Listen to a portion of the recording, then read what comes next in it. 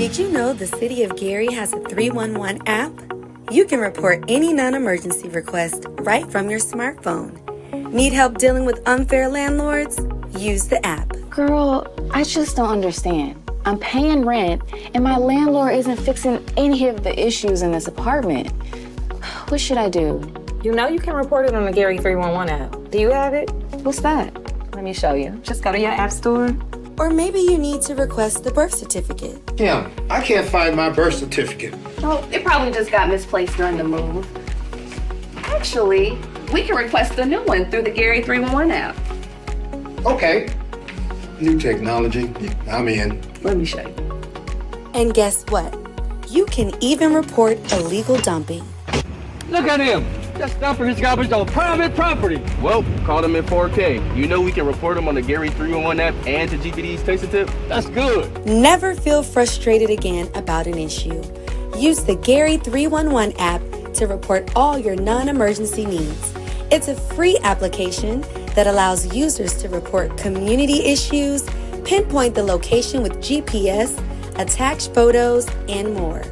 All right from your smartphone. Download the Gary 311 app today. Available on iOS and Android.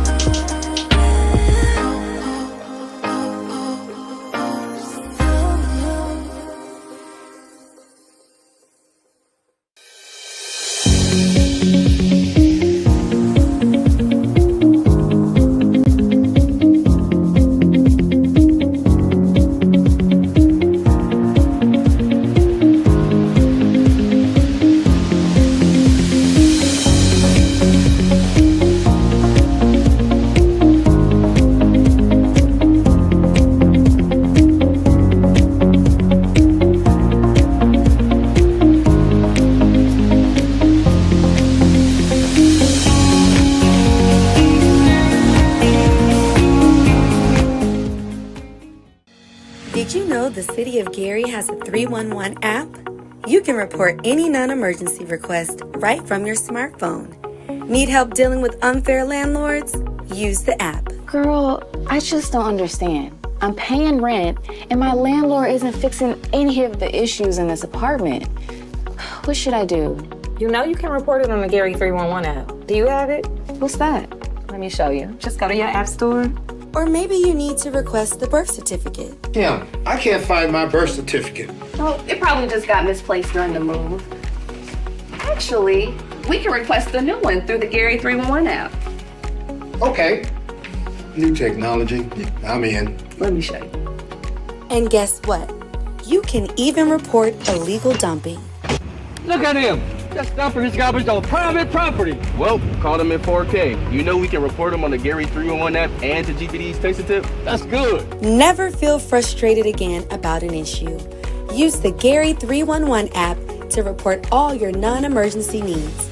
It's a free application that allows users to report community issues, pinpoint the location with GPS, attach photos, and more. All right from your smartphone. Download the Gary 311 app today. Available on iOS and Android.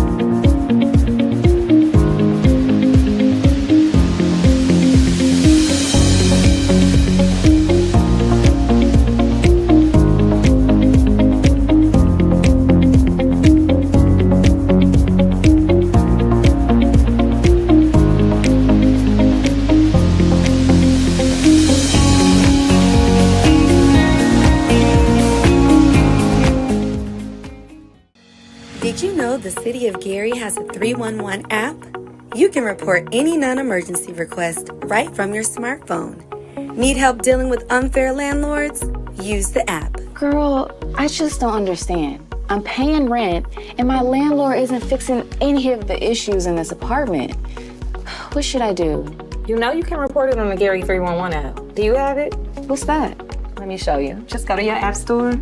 Or maybe you need to request the birth certificate. Kim, I can't find my birth certificate. Oh, it probably just got misplaced during the move. Actually, we can request a new one through the Gary 311 app. Okay. New technology. I'm in. Let me show you. And guess what? You can even report illegal dumping. Look at him. Just dumping his garbage on private property. Well, caught him in 4K. You know we can report him on the Gary 311 app and to GPD's Taste Tip? That's good. Never feel frustrated again about an issue. Use the Gary 311 app to report all your non-emergency needs. It's a free application that allows users to report community issues, pinpoint the location with GPS, attach photos, and more. All right from your smartphone. Download the Gary 311 app today. Available on iOS and Android.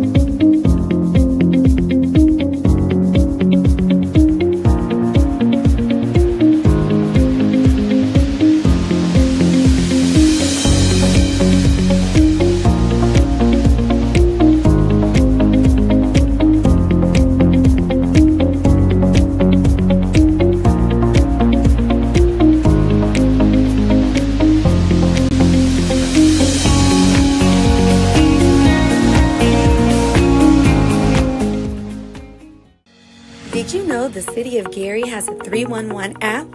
You can report any non-emergency request right from your smartphone. Need help dealing with unfair landlords? Use the app. Girl, I just don't understand. I'm paying rent, and my landlord isn't fixing any of the issues in this apartment. What should I do? You know you can report it on the Gary 311 app. Do you have it? What's that? Let me show you. Just go to your app store. Or maybe you need to request the birth certificate. Kim, I can't find my birth certificate. Oh, it probably just got misplaced during the move. Actually, we can request a new one through the Gary 311 app. Okay. New technology. I'm in. Let me show you. And guess what? You can even report illegal dumping. Look at him! Just dumping his garbage on private property. Well, caught him in 4K. You know we can report him on the Gary 311 app and to GPD's Taste Tip? That's good. Never feel frustrated again about an issue. Use the Gary 311 app to report all your non-emergency needs. It's a free application that allows users to report community issues, pinpoint the location with GPS, attach photos, and more. All right from your smartphone. Download the Gary 311 app today. Available on iOS and Android.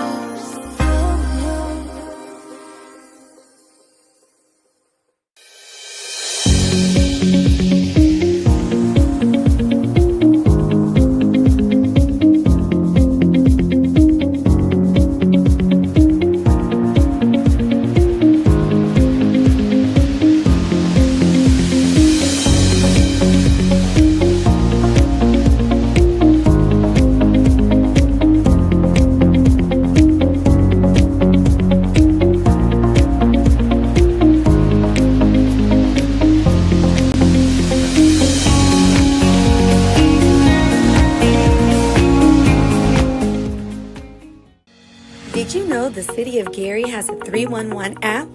You can report any non-emergency request right from your smartphone. Need help dealing with unfair landlords? Use the app. Girl, I just don't understand. I'm paying rent, and my landlord isn't fixing any of the issues in this apartment. What should I do? You know you can report it on the Gary 311 app. Do you have it? What's that? Let me show you. Just go to your app store. Or maybe you need to request the birth certificate. Kim, I can't find my birth certificate. Oh, it probably just got misplaced during the move. Actually, we can request a new one through the Gary 311 app. Okay. New technology. I'm in. Let me show you. And guess what? You can even report illegal dumping. Look at him! Just dumping his garbage on private property. Well, call them in 4K. You know we can report them on the Gary 311 app and to GPD's Taste Tip. That's good. Never feel frustrated again about an issue. Use the Gary 311 app to report all your non-emergency needs. It's a free application that allows users to report community issues, pinpoint the location with GPS, attach photos, and more. All right from your smartphone. Download the Gary 311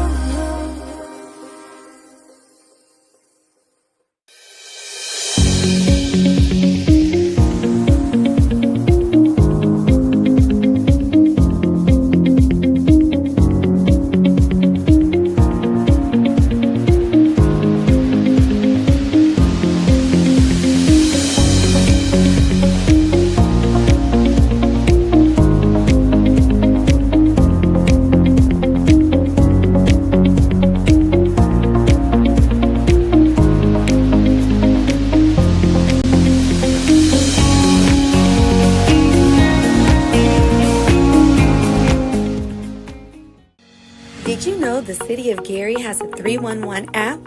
You can report any non-emergency request right from your smartphone. Need help dealing with unfair landlords?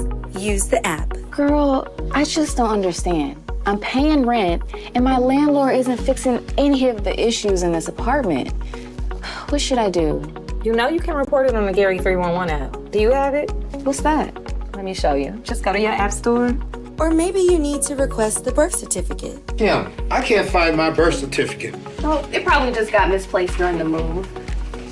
Actually, we can request a new one through the Gary 311 app. Okay. New technology. I'm in. Let me show you. And guess what? You can even report illegal dumping. Look at him! Just dumping his garbage on private property. Well, call them in 4K. You know we can report them on the Gary 311 app and to GPD's Taste Tip. That's good. Never feel frustrated again about an issue. Use the Gary 311 app to report all your non-emergency needs. It's a free application that allows users to report community issues, pinpoint the location with GPS, attach photos, and more. All right from your smartphone. Download the Gary 311 app today. Available on iOS and Android.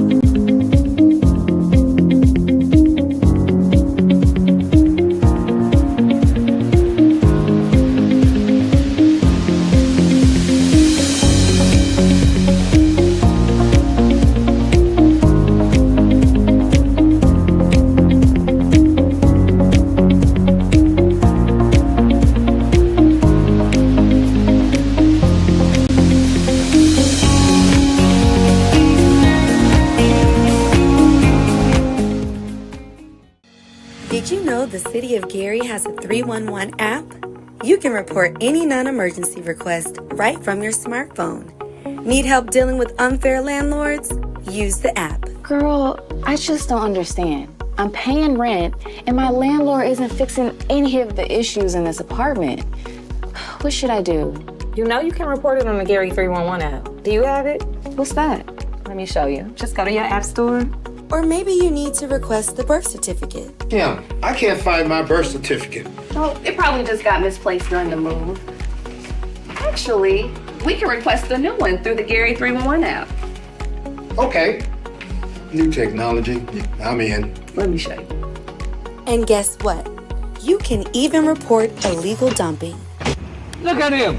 Just dumping his garbage on private property. Well, caught him in 4K. You know we can report him on the Gary 311 app and to GPD's Taste Tip. That's good. Never feel frustrated again about an issue.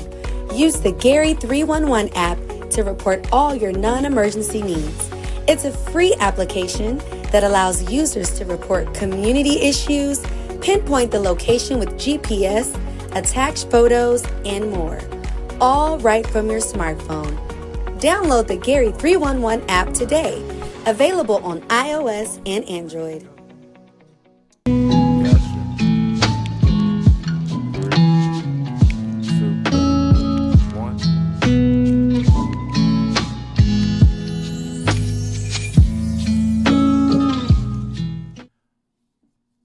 All right, good evening.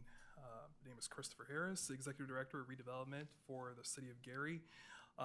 Today is February 4th, 2025. This is our first Redevelopment Commission Finance Committee meeting of the calendar year 2025. I am going to start with a roll call.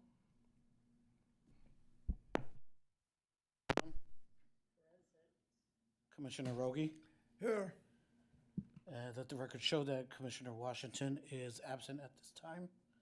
We also have our commission treasurer, Ms. Salita Green, and Ms. Corey Sharp. And also let the record reflect that with 2 out of 3 members, we have a quorum to discuss. And also present is Board Attorney Stephen Jenkins.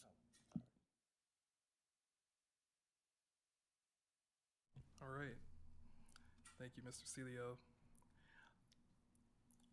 First order of business would be the election of the chair and vice chair of the Finance Committee meeting.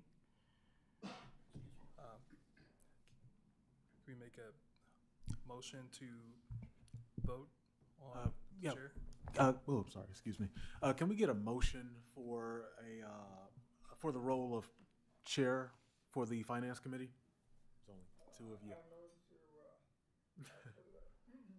For the chair, excuse me, I move to nominate Ms. Dunham. I decline. Ooh, okay. Well, you got to make things hard for us. Let's see what you do now. Oof.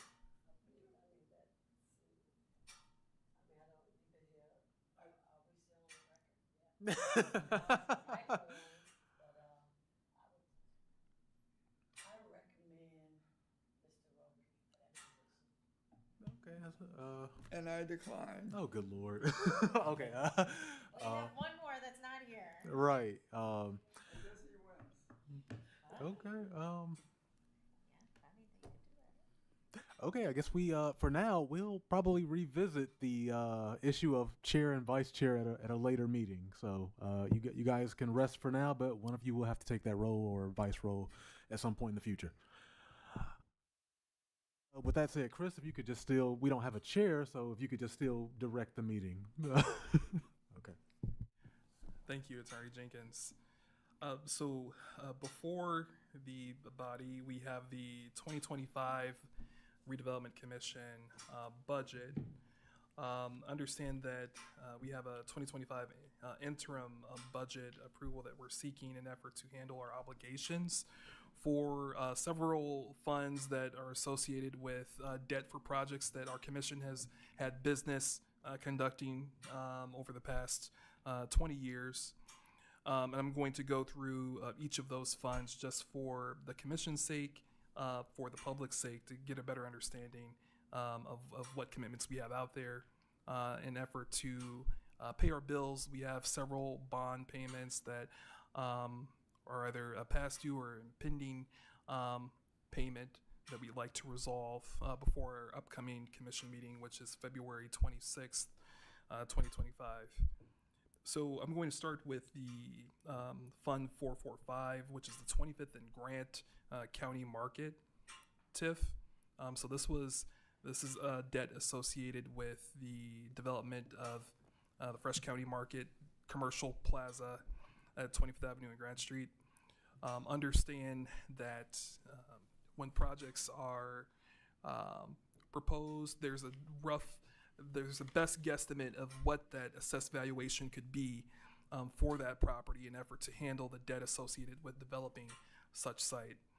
So what you'd see here is that the increment that we receive for revenue for the property doesn't quite match the obligation, to which we scrape all revenue that we receive from this account to pay the debt associated with the project.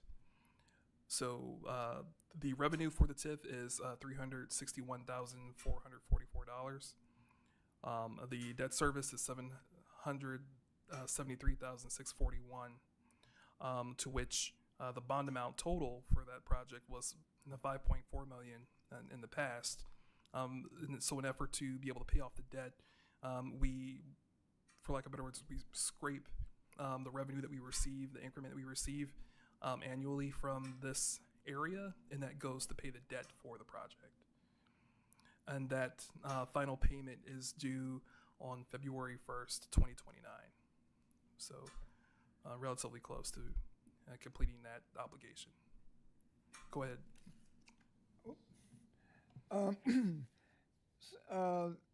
So the revenue of the TIF, 361,444. Is this revenue including the December? Usually in TIFs, the revenue comes in December and some month in the middle of the year. Is that true? So that includes December's? That's correct. So you see the fund balance is 105,947. So that's just a portion of the actual revenue payment. And and Salita, yeah, our treasurer Salita Green is going to speak.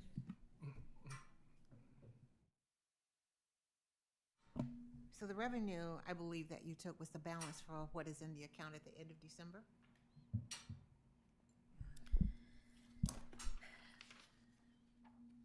The line item that says 445-0 fund balance in blue, that's the year-end balance of last year, 105,947. Then the revenue in the TIF is based on your 2023 annual report, which has all of your revenue forecast, and your debt obligations in it. So that is the anticipated full year annual revenue for this TIF based on the projections that were done when the debt was taken on.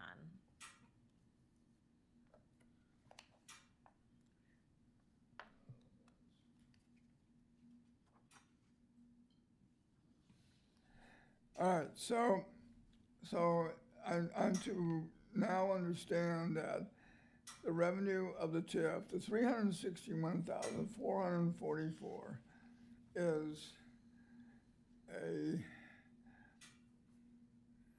proposed revenue for this entire year? Yes, that would be the property tax distribution increment from the county. Yeah. Estimated, yes. Okay. But all we really have is 105,947. So that was the balance that was left in the account as of December 31st. So that would include any TIF payments that were made during 2024, plus any revenue that came in 24, and this would be the balance in the account, 105,000. All right. Do we this paying his bond payment, is there a monthly, quarterly, or yearly payment? So if you look to the right-hand corner, you'll see the due dates for each of the obligations that we have associated with each fund. So you'll see that for the 25th Avenue and Grant County Market obligation, we have due dates of February 1st and August 1st. Similar to the Truck City. Oh, I see. Yep, you see it. Okay. And that's every year. Every year. So yeah, the frequency is what you see, and the due date of the obligation is what you see in this column and due date.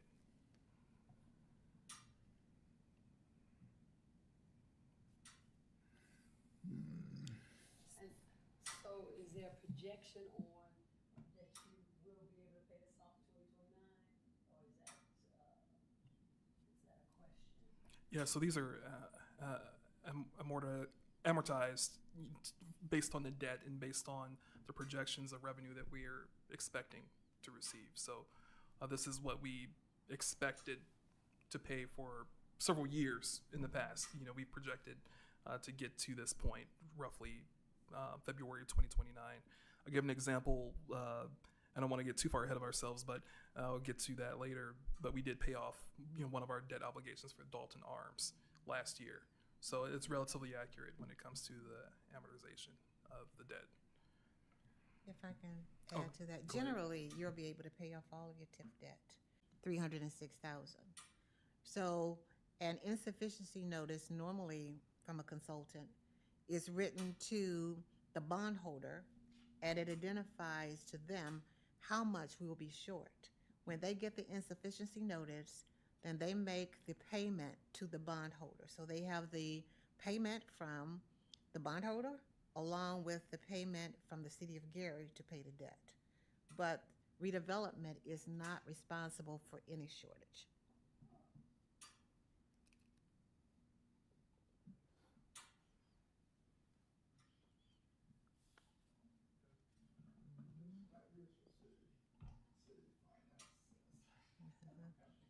That's why we want to have this meeting, not only to help the commission, but help the public understand our obligations. So probably what we had the last meeting, 101, redevelopment, we probably need a TIF 101. We have ever thought about doing that? Yeah. And then after we do So. a meeting, it could just be, I don't know how you all do things. Yep. That's not our schedule, but So- people need to know. Sure. So we already are working with Corey, and she's preparing that presentation for the commission and the public to help educate everyone about TIF debt payments. So That'll be this month. I'm going to make my way down the list. And here, I should have started off from high level. So you'll see 4 columns, actually 5 columns, the 2025 proposal, and then what we call the reference years. And we're trying to, again, budget for what this looks like through 2029. But for review of this body and then even for approval for the commissioners on the 26th, we're really focusing on the 2025 proposal. So I don't want you to get distracted by the reference. We wanted to have that for you for educational purposes as we try to budget for projects not only in 2025, but as a commission, we can think about opportunities for redevelopment efforts through 2029. But focusing on the 2025 budget, I'm going to move down to the Rolling Plains 2007 Truck City TIF and obligation.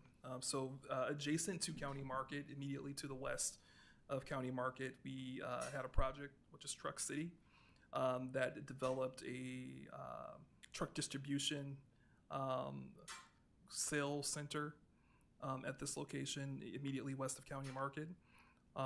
This obligation is committed to be complete by February 1st of 2026. To which we have $451,305.88 of, $266,402 of revenue.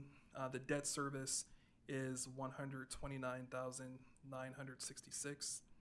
But our proposed balance with this TIF is actually $587,741.88, which on the flip side, this is kind of opposite of what we have with County Market. So in County Market, you see we have debt because we weren't generating the increment that we anticipated out of that TIF. But for Truck City, we are.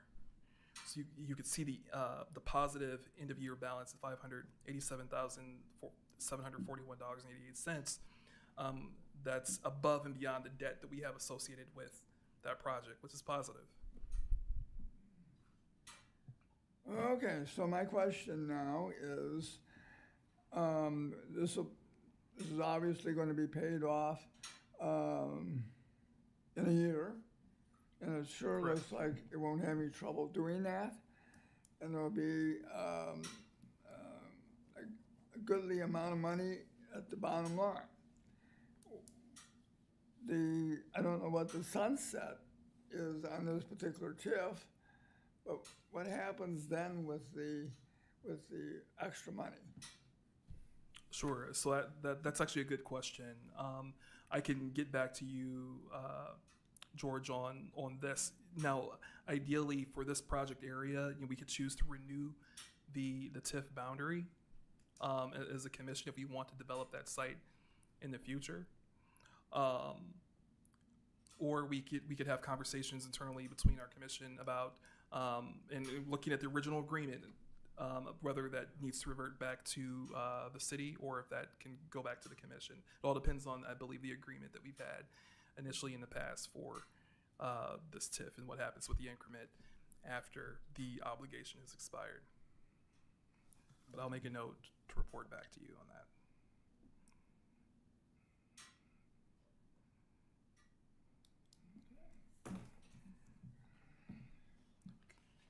Any other questions? Okay. Moving on to the Dalton Arms 2007B and 2007C, and I might need some support from our controller to explain why we had the two different bond issuances in the past. But for everyone's general knowledge, the Dalton Arms is the 10-story apartment unit building across the street from the U.S. Steelyard Baseball Stadium at Fifth Avenue and Connecticut Street. The building had been vacant for decades, and in the late 2000s, a developer was able to rehabilitate that structure and offer 80 units of affordable housing into this space. And in an effort to make this project a reality, the property boundaries were TIF'd. So similar to County Market, this project also didn't generate enough revenue to address the debt associated with the project. Now, we did pay off the Dalton Arms 2007B last year in January, so that's paid in full, and we just have the balance of the Dalton Arms 2007C, which you see before you.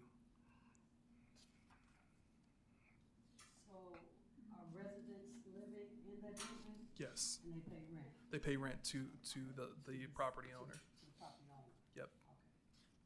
And so how full is it? I mean, is that the problem? Here, it wasn't a problem about occupancy for the building and why we have this obligated debt. It's that when the building was abandoned for decades, the developer at the time needed support to be able to finance the construction and the rehabilitation of the building. So what we as a commission worked with the developers, that we allowed them to TIF their property in the increment that property had generated that we would receive from the county for the assessed valuation of the property. All of that increment goes toward paying the debt. But similar to County Market, the AV wasn't high enough and sufficient enough to satisfy the debt. We're not responsible for the gap. Just like what Controller Green had mentioned, there's a letter of insufficiency notice that's also sent to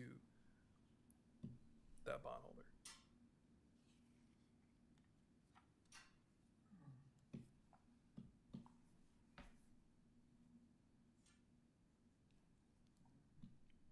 Okay, no problem.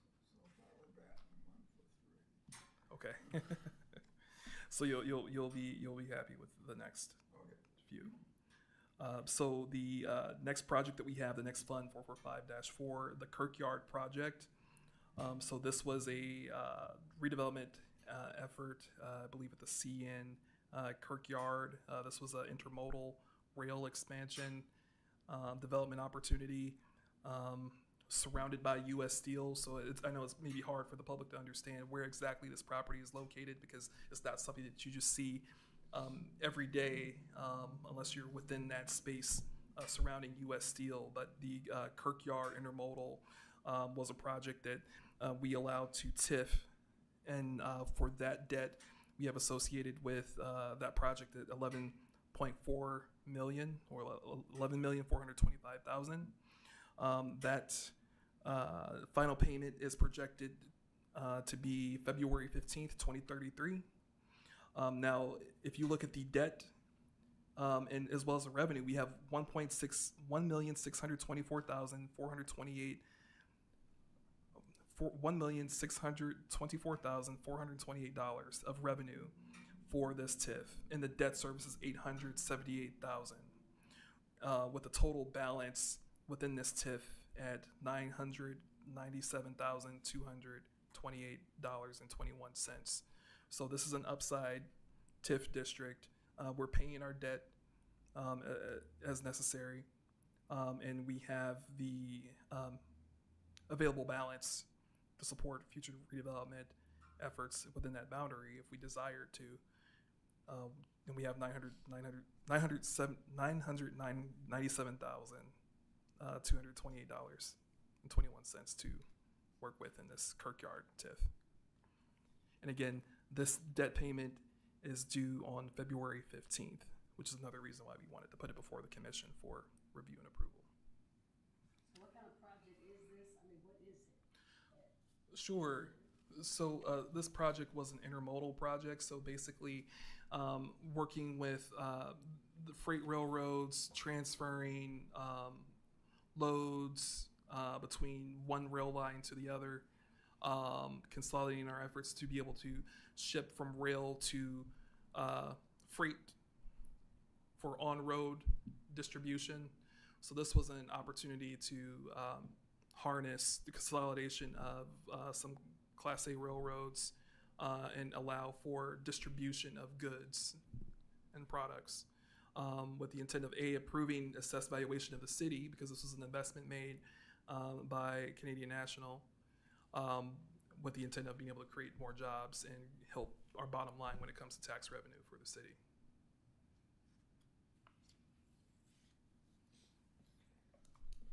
So the revenue is really coming from the railroads. Is that what that would be? Assessed valuation going up? Yeah. Because of the class of the railroads that we have there, which is excellent.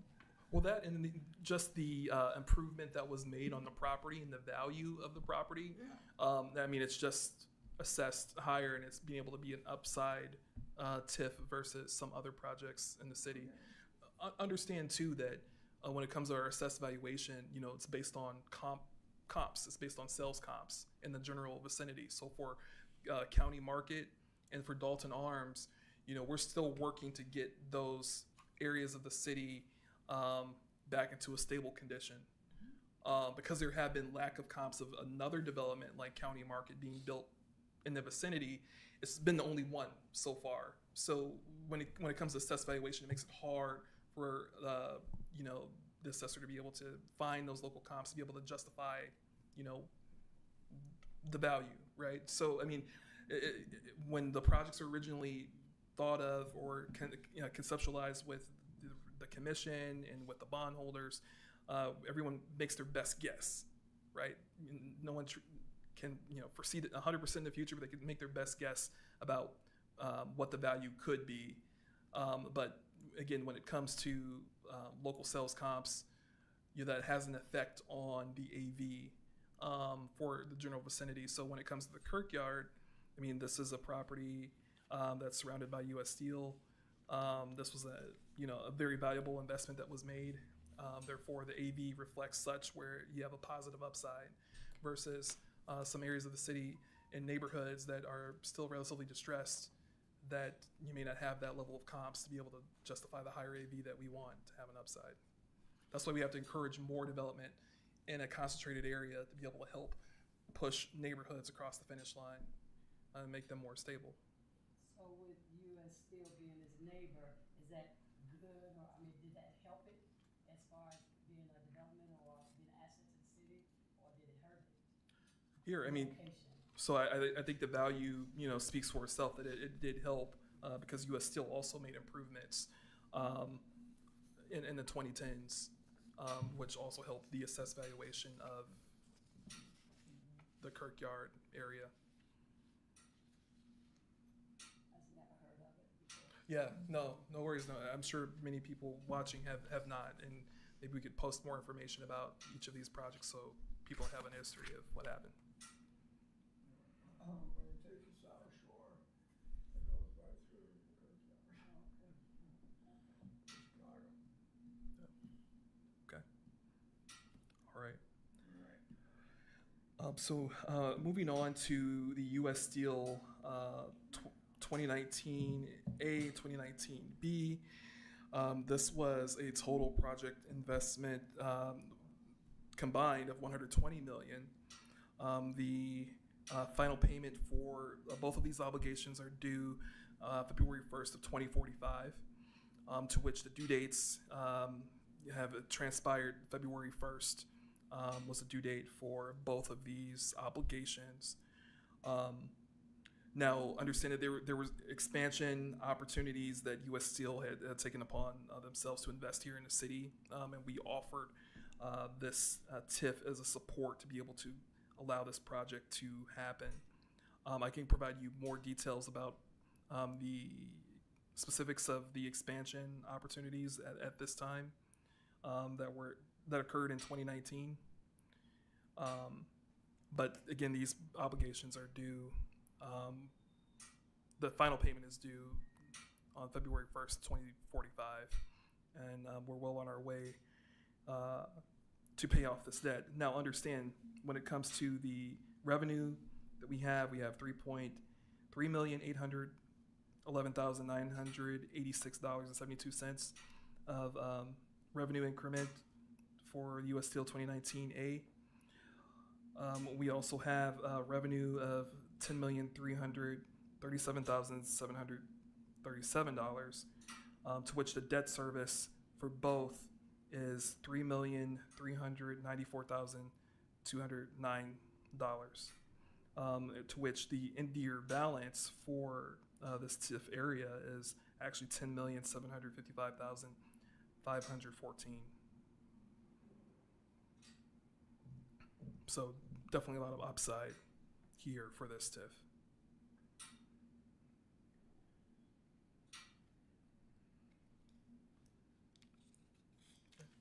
Any questions? Okay. All right. Sure. Okay. Then Fund 445-2, the Empowerment Zone, 2006. This, if I'm not mistaken, is the Dusty's Kenny's Ribs TIF. Yeah. So for those who are familiar, that's the art house today. At the time, in 2006, we built this structure immediately south of the U.S. Steel Yard baseball stadium in an effort to attract restaurant opportunities for visitors visiting the U.S. Steel Yard. So our body, through the Empowerment Zone, invested in building this structure with the intent of hosting a restaurant space, to which many of those who were here at the time remember Kenny's Ribs and Dusty's that did occupy that space for several years. The balance of this TIF is actually the balance of this TIF is $10,553.64. Now there are professional services that are expended from this particular obligation. Actually, hold on, I want to confirm here. There was debt associated with this project, to which, if I'm not mistaken, the Gary Economic Development Corporation would be responsible for the remainder of this debt. So when there's revenue, correct me if I'm wrong, Controller Green, when there's revenue associated with any activity from the Gary Economic Development Corporation for this space, that revenue goes to paying the remainder of this debt. Okay. So Which that's not the actual art house building, is that the art house building? it's the art house building, correct?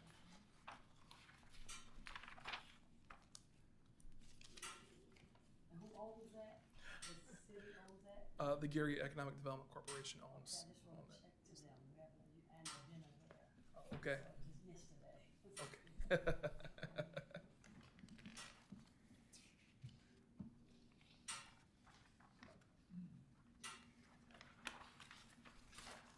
Is the bottom line of what's still owed 1,800,000 or not? That's what it started out to be. I mean, how much? Yeah. I don't yes, see how much is owed. 1,800,000.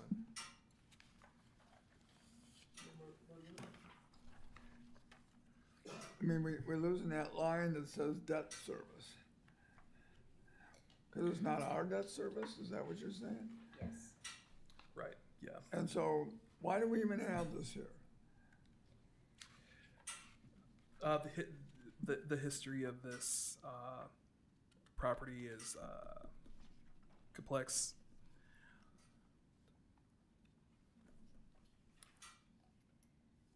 Yeah, I'd have to get you more detail on the exact history, unless if Controller Green had any insight about the history of our debt associated with the Kenny's Rib site and the empowerment zone. Not very much. It's Okay. just that we are not receiving any increments now. Okay. So we don't watch it carefully because we are not receiving any increments and we're not paying any debt.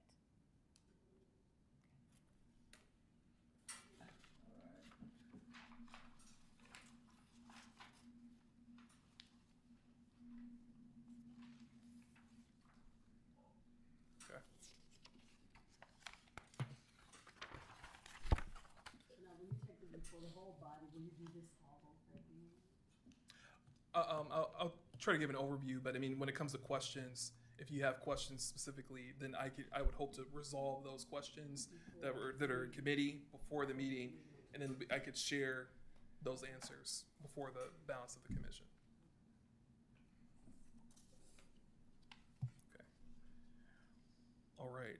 Our favorite fund, the consolidated TIF.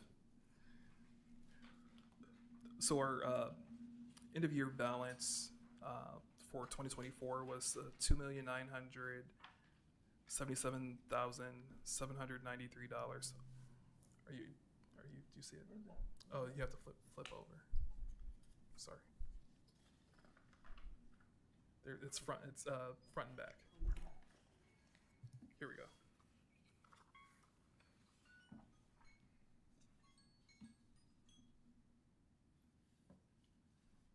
Okay. All right. Yep, no worries. So for the consolidated TIF for our end of year balance, again, our end of year balance for 2024 for the consolidated TIF was $2,977,793.03. With that, we have 1,826,238 in revenue. And then we have 109,000 in revenue. I'm sorry, I'm trying to recall the other component. Okay, here. So here, yep, yeah. So here I just caught myself here. Right. This is safety action plan. Yeah, the safety action plan. We needed to complete that. We're on our way. We're actually preparing to schedule a presentation with with Sam Swartz to be able to share where we are with the safety action plan status to the council, in effort to prepare for passage of the safety action plan later this quarter, hopefully by the first meeting of March for the Gary Common Council. When it comes to debt service and other expenses, we do have debt that we associated with projects that we want to execute moving forward in calendar year 2025. We do have a loan repayment to the non-reverting fund for some services that we did fund out of the consolidated TIF. That we did fund out of the non-reverting fund that actually could be paid from the consolidated TIF. We have our Section 108 loan that we owe for the Hudson Campbell renovation from 2018. We have outstanding 2024 invoices that you see in the small claims that the commission approved last month. We're projecting for some financial development and legal consultants through the consolidated TIF. We, in our last meeting, approved the City Methodist Church engineering effort. We also have planned for additional street signs and placemaking opportunities for the downtown Broadway corridor. As we prepare for demolition in Senate Bill 434, the mayor's made it very clear, to our team that we want to see some visible, tangible change in downtown in this year, the spring and summer of 2025. So we had budgeted for those investments to be made in downtown. We are also supporting the Love Your Block initiative in the Midtown corridor adjacent to from Broadway to Jackson, 25th Avenue to 21st Avenue. This is an enhanced effort with the Bloomberg Love Your Block program. Now, it's supported by local block clubs with the intention of having what's called mini grants. These mini grants would be able to be reinvested into the neighborhood to make a difference and to improve the quality of life. The mayor shared that he definitely wants to help see a change in the area where visitors come to visit the Michael Jackson family home. Most visitors are traveling on 25th Avenue, and that's the first impression that they have of Gary. Along with those who are visiting when they make their way up to 2300 Jackson Street, and then they're traveling eastbound on 23rd Avenue. That's visitors' first impression of Gary, and we really want to be able to show more intentionality with these blocks, and we want to be able to enhance the program that Love Your Block has with the Bloomberg Foundation. You have, $20,000 of mini grant funds that are coming directly from the Bloomberg Foundation. We want to be able to enhance that project with offering additional support because that focus for the Love Your Block, it covers this area of Midtown, University Park, and Black Oak. Stretching $20,000 between those three neighborhoods is really thin. So we want to be able to enhance the Love Your Block program with making that investment here in a consolidated TIF here in this neighborhood that surrounds the Jackson family home. Okay, if I read across a line, equipment and maintenance, and we have in parentheses $120,000, and then if you keep on going across the line, it would line up with 504 lease. Tell me about that. Sure. So here, these are notes that we have to the side to help explain how we intend to budget for projects being funded from the consolidated TIF.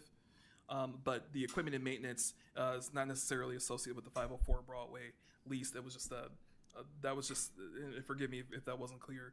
This was just a note of how we're going to be exhausting the consolidated TIF.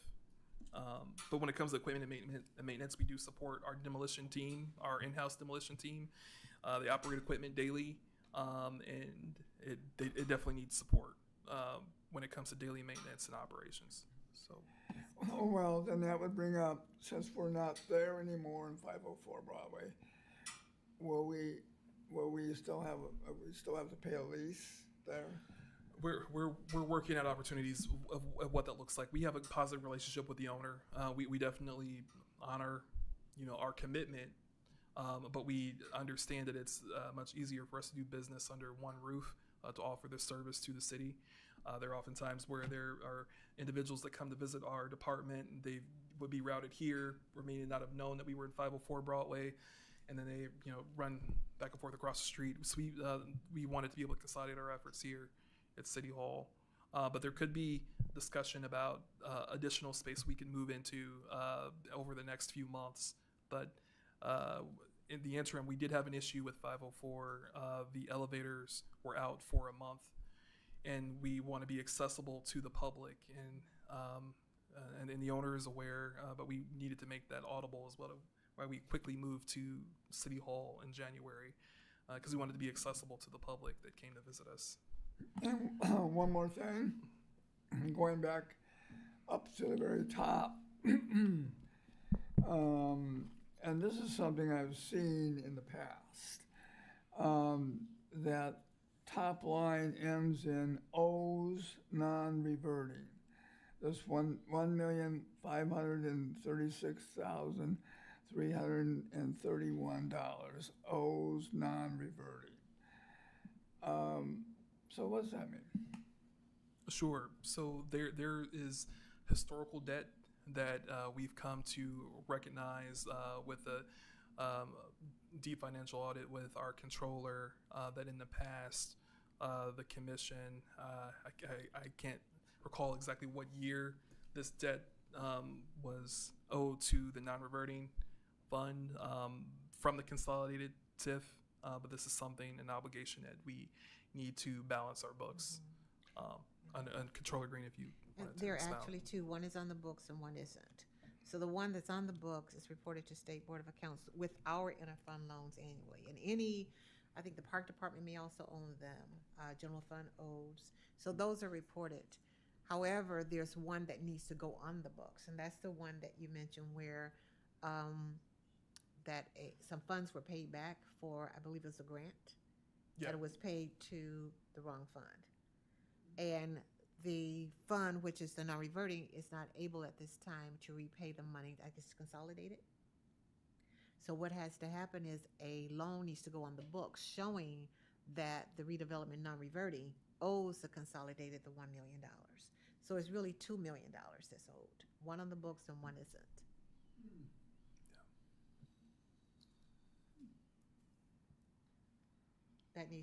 We need the resolution that needs to be approved by the board.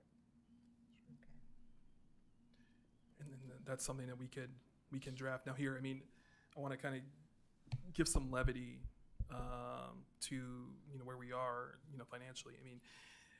We have a city that we've lost over 60% of our population. We have very limited resources, and when it comes to being able to get demolitions done, sometimes we're in these circumstances where we need to do interfund loans in effort to execute business for the city. It's just those are the kind of streets that we're in, and understanding that we want to just be up to date with the State Board of Accounts for the activity, but we're also spending and redeveloping in a way that we're working with what we have, and it is little considering the magnitude of what exists in the community, but we just want to make sure that we could capture the activity like what Controller Green had shared, just so we can straighten out our books and also work out a revenue plan for us moving forward, for sites that we do own, that we can begin to pay off our debt, because the biggest way we can pay off our debt is the disposal and sale of property. That's why moving forward in 2025, we're going to have more intentionality about what our revenue plan could be, because effort, if you think about it, redevelopment begets more revenue, right? If we could dispose of property, generate more AV, then hopefully we can get more back into our coffers so we can repay our debt and redevelop more. What's the radius of this consolidated TIF? Yeah, it's a good question. So I want to give both you and the public an understanding of where you can find the boundaries of our TIF. If you go to the Lake County, Indiana GIS, you could look at the boundary map that's available. And if you open up that tool, there's a sidebar where you could highlight TIF boundaries for all municipalities in Lake County. The boundary for the consolidated TIF is approximately Virginia Street or Malcolm X Drive to Washington Street, and then from 5th Avenue to 28th Avenue. That's where you pick up Black Oak. That's where you pick up Black Oaks in the TIF. You said Black Oaks was in this TIF. Oh, here, no, Black Oak is not in this TIF. Black Oak does not have. Oh, did I? No. Okay. All right. Okay. No, it's okay. But here, I do want to make sure that the public generally knows where to find the TIF boundaries, because it tells a story. For the consolidated TIF, for the balance that we have, we can reinvest in that boundary only. Same thing we'll get down to the balance of our other TIFs, but the intent is that the increment that's generated in that boundary goes back to be reinvested in capital improvement, infrastructure projects, helping support development projects in that boundary only.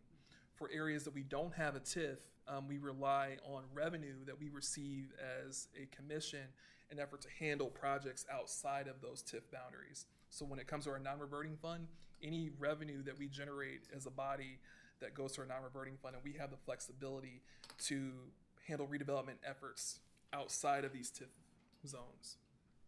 But if you look, considering the consolidated TIF makes a rectangle shape from downtown to midtown, we have no TIF in the Glen Park neighborhood at all. We have no TIF in Black Oak or the West Side. We do have a large airport development zone TIF that is layered over our lakefront TIF that goes from Buffington Harbor all the way, actually technically south toward Black Oak. But that's solely for the airport's development need.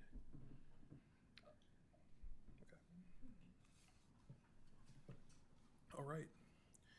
Moving now to Fund 445-7.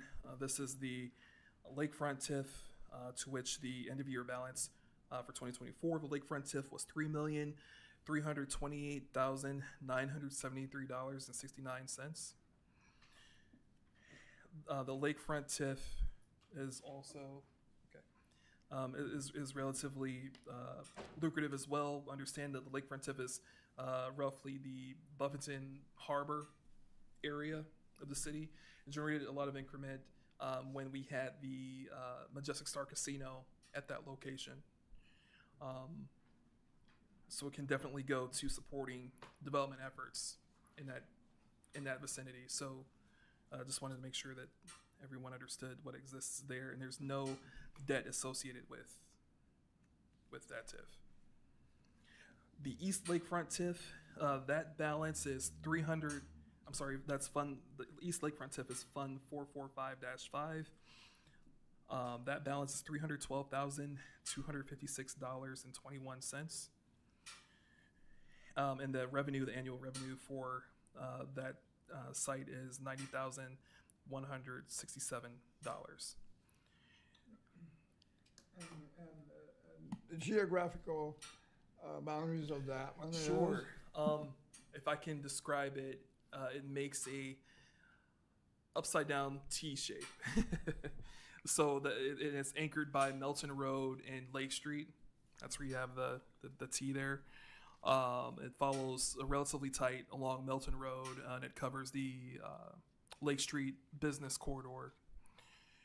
Understand that, and I think that this might be something we want to add to the notes for this budget. The mayor desires to develop a parking lot site in this area immediately adjacent to Lake Street. There are properties that we demolished last year that we would like to clear the remainder of that site and enter into some professional service contracts with surveyors and engineers to help us design what that parking lot space will look like, and that would be funded from this TIF. And this is one of our newest TIFs. Correct. So it's probably got a long-term sunset. I mean, Yeah. Yes. And it has grown. I'm amazed how it's grown dramatically in a short time. Yeah. Here, definitely the improvements that we have, infrastructure improvements that were made on Lake Street and Melton Road over the past 3 years definitely help increase the assessed valuation of this area. And we only expect more, right? But we definitely want to be able to make an improvement for our business community on the Lake Street corridor. And we would like to make that investment from that East Lakefront TIF. So we'll make an edit just to make sure that we'd like to have a budget for that scope here.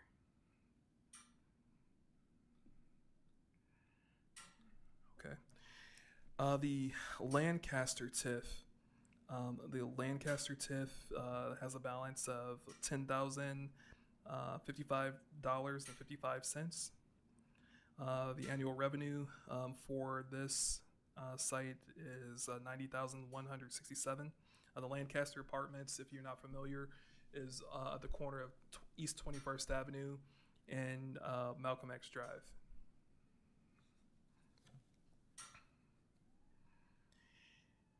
And we do have a historical loan payment that this TIF owes the Lakefront TIF, to which that's $40,317.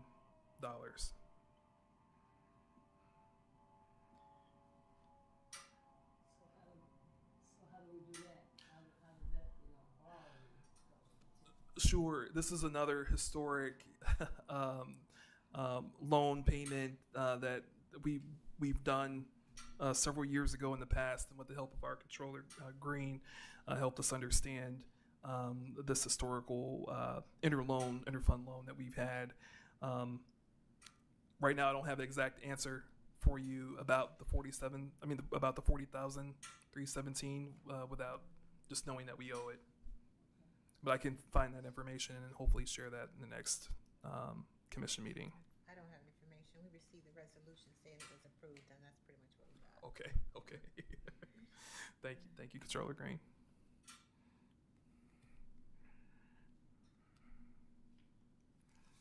All right, and then almost done. Next is Fund 44-8. This is the Midwest TIF. The Midwest TIF is concentrated around East 15th Avenue and Michigan Street. If you're familiar with the Armory, if you're familiar with the post office, the East Side Post Office, that TIF primarily starts immediately behind, east of the post office.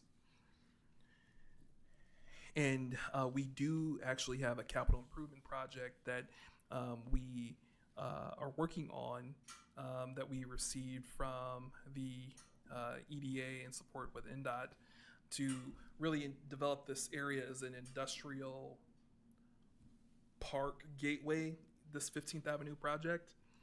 So there's going to be streetlight improvements, there's going to be road infrastructure improvements, curb improvements, an effort to help support the industrial nature of this corner of the city and really make this district more attractive to those who do business, their own property that seek to develop it and maximize what it offers.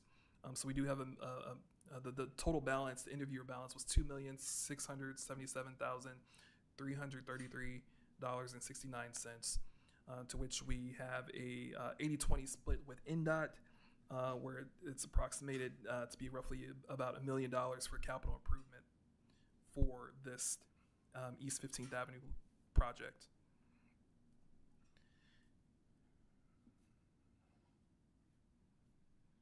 So when is that supposed to materialize? Yeah, so there are engineering studies that are being done as we speak. I believe that the intent is for that project to start third, fourth quarter of 2025, with a completion by the end of 2026.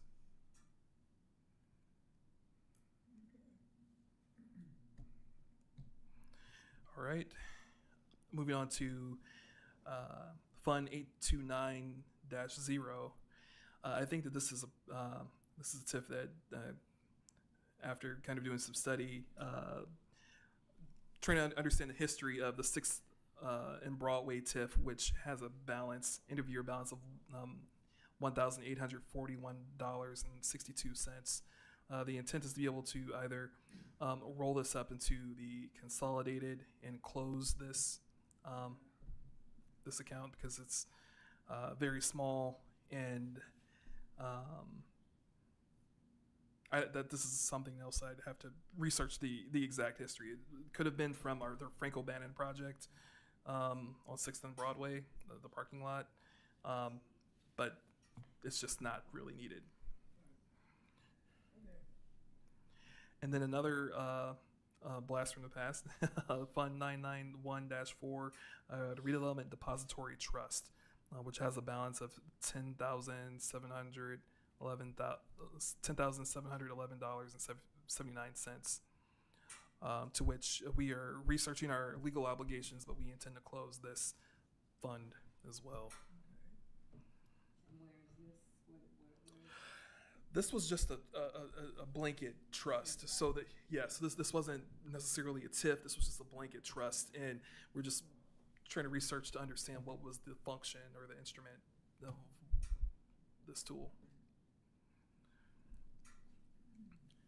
And then last but not least, we have Fund 2512, which is the non-reverting fund, to which we had an end-of-year balance of $240,887.17. For revenue, we do owe the Lakefront TIF $1,300,000. This was an EDA project that we had over the past 5 years, to which the grant receipt for what we've contributed for that project in Buffington Harbor for the access road improvements. We finally received that from the federal government, and it went into our non-reverting fund that we needed to exercise critical development efforts, to which we now owe from the non-reverting fund, the Lakefront TIF, $1.3 million. So this is the other interfund loan that Controller Green has shared that we want to just formalize so it's easily tracked with the State Board of Accounts. Where does this money come from? Is it not money that the council appropriates to us? I mean, it's not a TIF. It's you're paying your expenses of redevelopment. Where does the money come from? Yeah, so any revenue that we receive from the non-reverting fund is either a sale of property or revenue we receive from disposing of property. In this case, we have a grant receipt that we have received that we need to formalize our interfund loan. So this is an intent to be able to pay back from the non-reverting fund, the Lakefront TIF, because the fund that we received, $1.3 million that we received in the non-reverting fund, was a grant receipt for a project that was executed in Buffington Harbor. And we received that, let's say December, January of 2023, 2024, with the intent of being able to make this whole. It hit our non-reverting account. It was our intent to generate more revenue last year. We had to shift some gears regarding how and what we were ready to generate revenue from. So we still owe the Lakefront TIF the $1.3 million we received in our non-reverting late last year. Yeah, I understand that, and I understand that any land that we sell will go into this fund. Correct. Overall, usually, right? Correct. But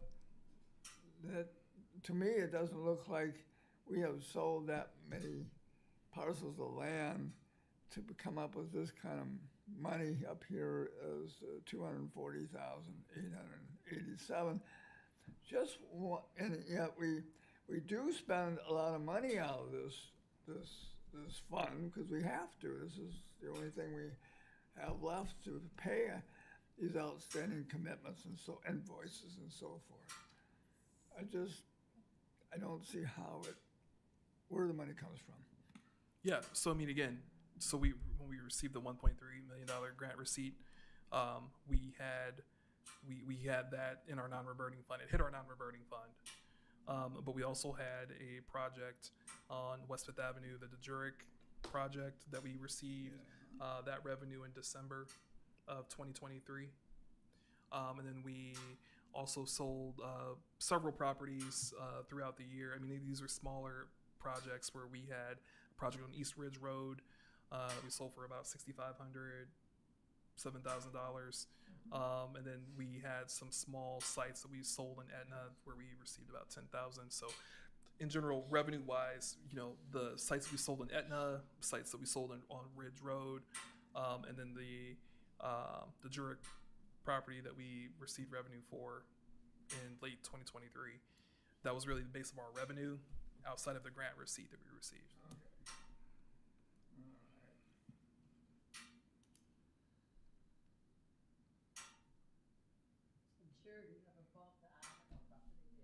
No, just the Edison, and yeah, that's not our vision for Ivanhoe either.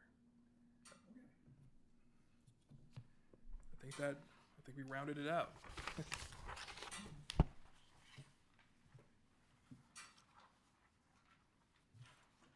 So if I could just ask a few questions. For the non-reverting fund, what is the plan on the spending? I'm asking you that because I have these claims that are approved for non-reverting for $600,000. This is January only. And the balance in the account right now is $240,000 to cover the $600,000 for January.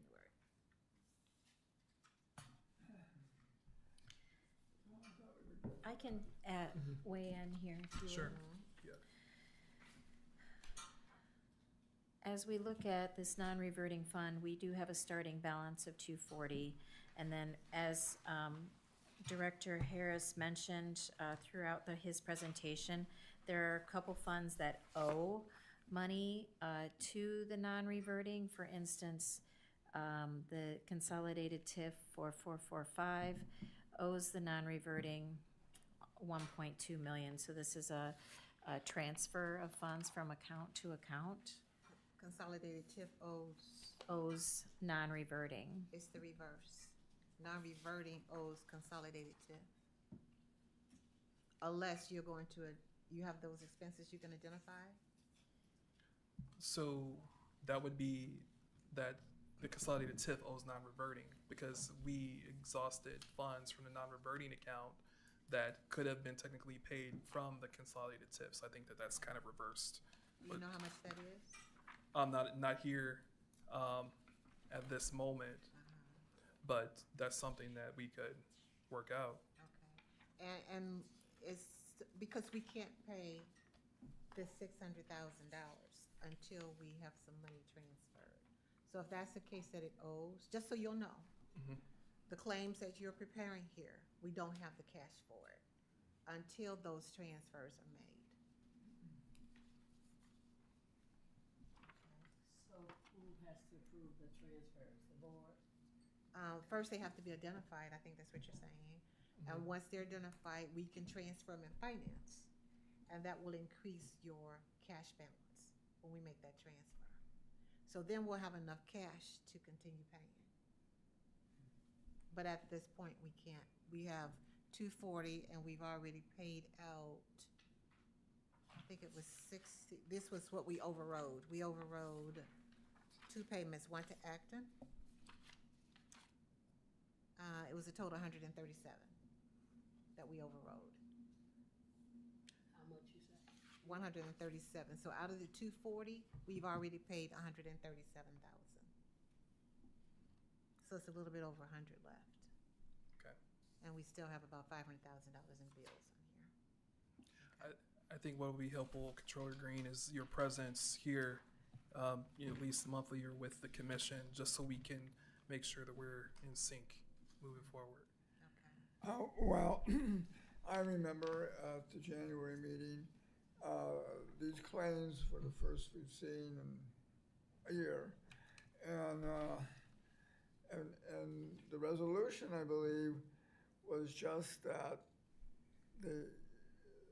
these claims were presented. We didn't do any more than that. We'd have to look and see. But we didn't, I don't believe the resolution said that we approved to pay these claims. I don't think so. I mean, you can. Yeah, look we and did. see. We really did? we did I because thought we that wanted to resolve the past we claims. received these claims. Okay, well. I think it was a motion, and I think we all voted unanimously, I believe. Yeah, yeah. That was at the end of the meeting, Well, that's unfortunate.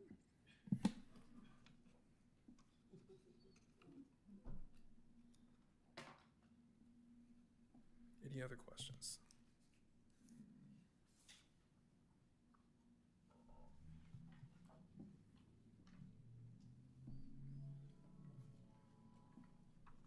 Okay.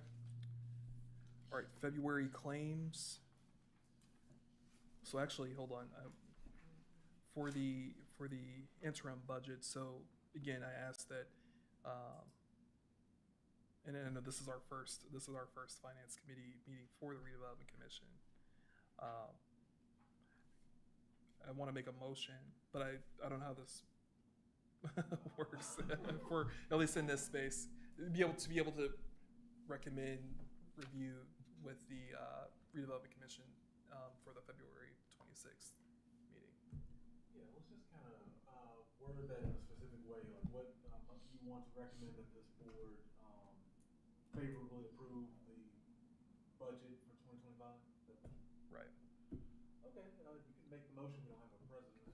Well, realistically, one of you should make the motion, and then Yeah. should second. Yeah, I think Or Chris can say it, and yeah. I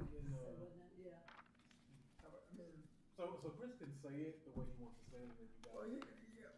well, right. And then you like can, usually do, he can.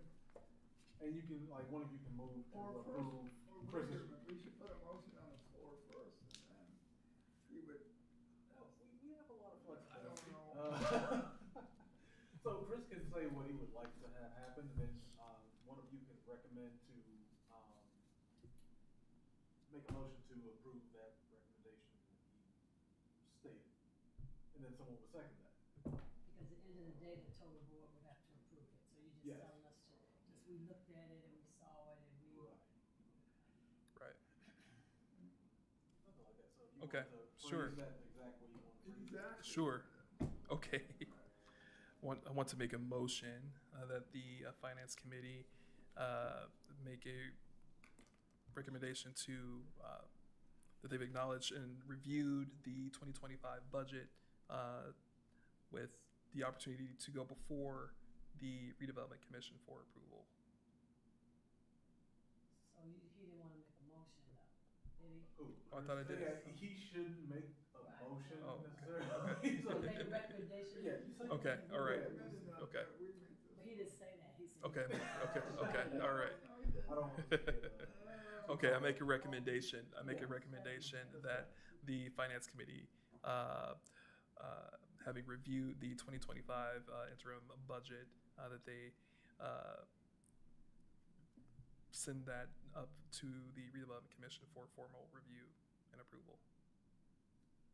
So I'll make the motion to approve. to approve Chris's recommendation. So this, I'll just make the motion.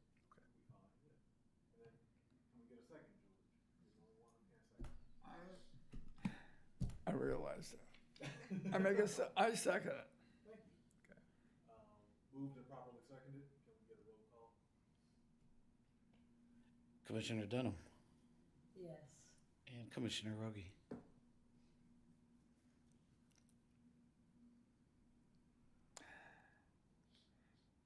I agree to kick the can down the road. Yes.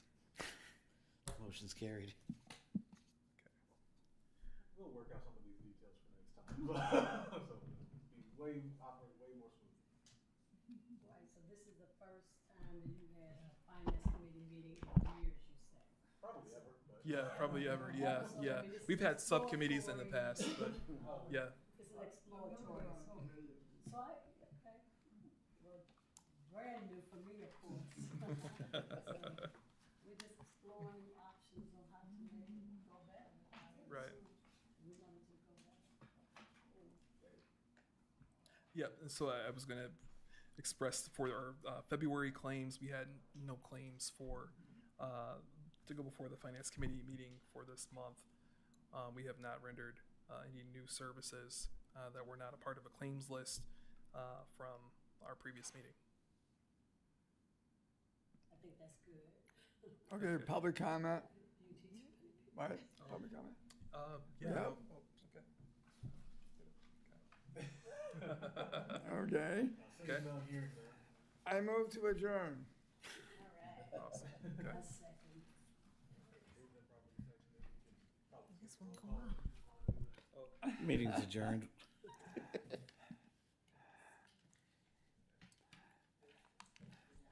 see when I come, I don't know what to expect. Cut your mic off.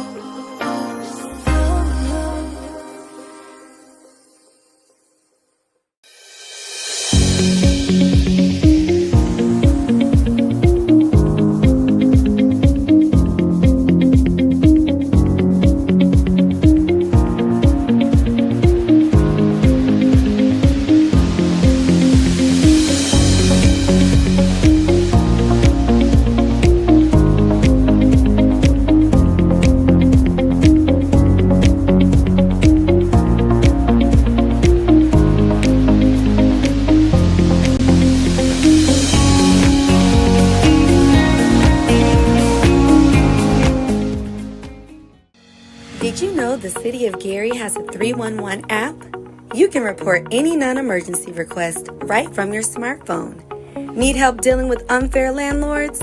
Use the app. Girl, I just don't understand. I'm paying rent, and my landlord isn't fixing any of the issues in this apartment. What should I do? You know you can report it on the Gary 311 app. Do you have it? What's that? Let me show you. Just go to your app store. Or maybe you need to request the birth certificate. Kim, I can't find my birth certificate. Oh, it probably just got misplaced during the move. Actually, we can request a new one through the Gary 311 app. Okay. New technology. I'm in. Let me show you. And guess what?